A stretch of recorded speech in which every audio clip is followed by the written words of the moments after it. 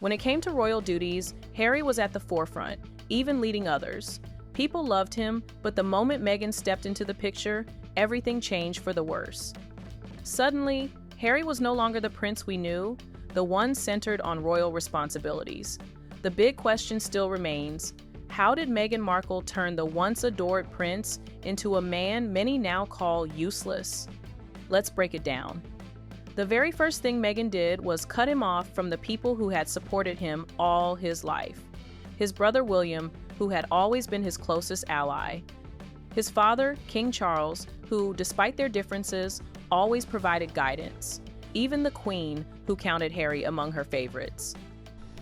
Once Meghan and I were married, we were excited, we were hopeful, and we were here to serve.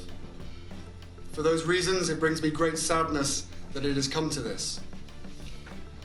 The decision that I have made for my wife and I to step back is not one I made lightly. It was so many months of talks after so many years of challenges. And I know I haven't always gotten it right, but as far as this goes, there really was no other option. These relationships formed the backbone of who Harry was, but Meghan swooped in and convinced him they were the enemy. She painted them as villains in his story and told him the only way forward was to cut ties and build a new life with her. And what did Harry do? He agreed. He left everything behind and followed Meghan across the ocean to America under the illusion of starting a private life. What does he do? What does he do in America? What does he do all day there? I mean, we saw a bit of show where he feeds his chickens, but what else? I mean, you know, it's Meghan. It's all Meghan on television, Meghan cooking, and Meghan making jam. I mean, Harry seems to be doing nothing over there. But here's the reality.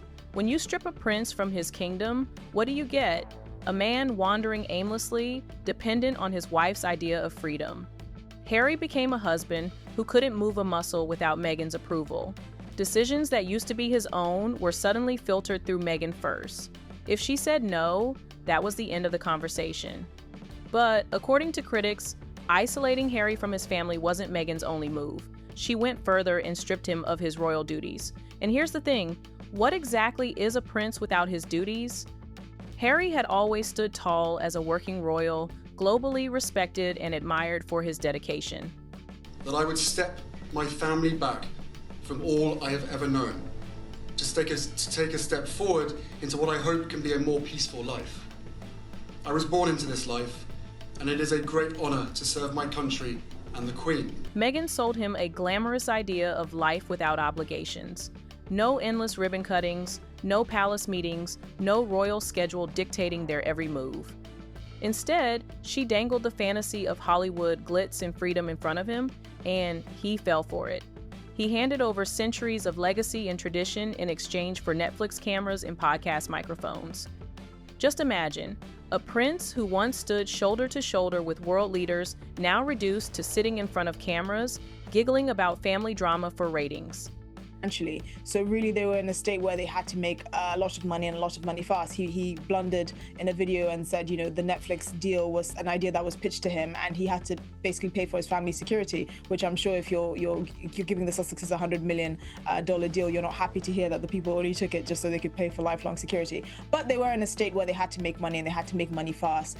That's not a trade any strong prince would make, but Harry signed the deal with both hands. Then came the real blow, the loss of his military titles. This was personal for Harry. He wasn't just another royal, he was a soldier. This has been my office. It's quite cramped. I'm whatever I am, 6'2". My knees are up against the screens the whole time. I'm not complaining. We fire when we have to, take a life to save a life. Essentially, you know, we're more of a deterrent than anything else. He served in Afghanistan, he wore the uniform with pride, and his military service became his identity. It was the one area where he had true credibility, where he earned respect not just as a prince, but as a man. But under Meghan's influence, he watched those titles slip away. For a man who built so much of his identity around service, losing that was like losing a piece of his soul. People once looked at Harry and thought of Captain Wales, the soldier prince. To be honest with you, out here's one nice thing, not knowing what's in the paper and what rubbish people are writing. So just about in general. So yeah, it's very nice to be out of touch from everything. That is probably the nicest bit about this place. Now, when people see him, they don't think of military honor, they think of him as Meghan's husband. That shift in image says it all.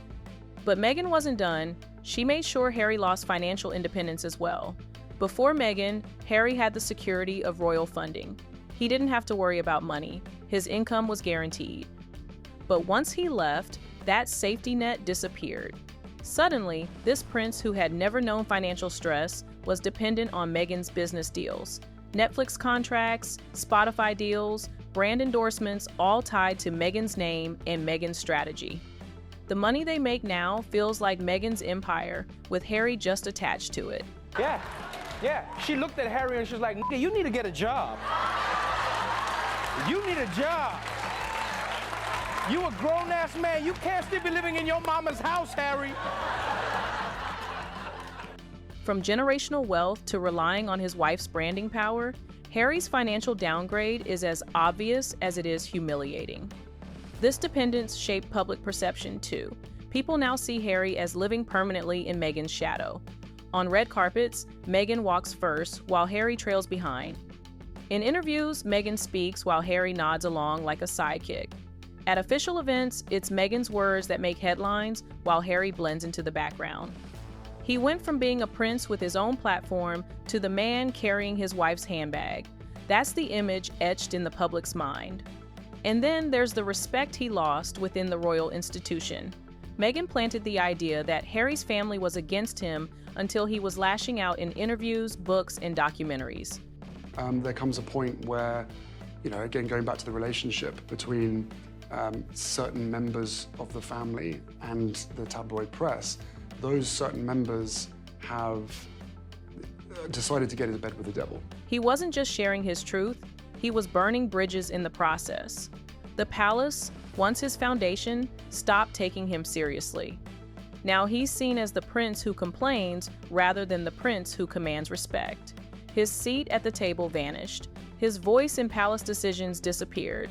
I think there's a sort of sense of both disappointment and exasperation at the palace that the couple feel the need to keep going on about how miserable they were in their royal existence.